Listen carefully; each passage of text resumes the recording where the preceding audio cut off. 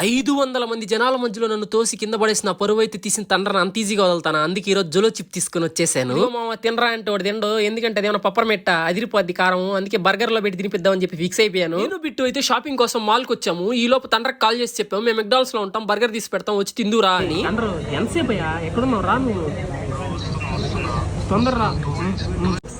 తండ్రి వస్తున్నాడు.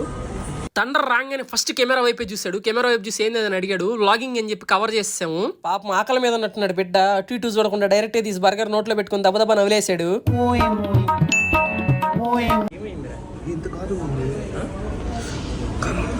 ఓవర్ చేయకూడదు.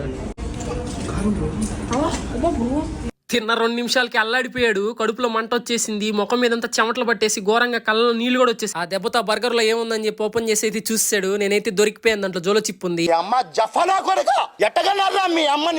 సబ్స్క్రైబ్ చేసుకో, ఉంటా బాయ్.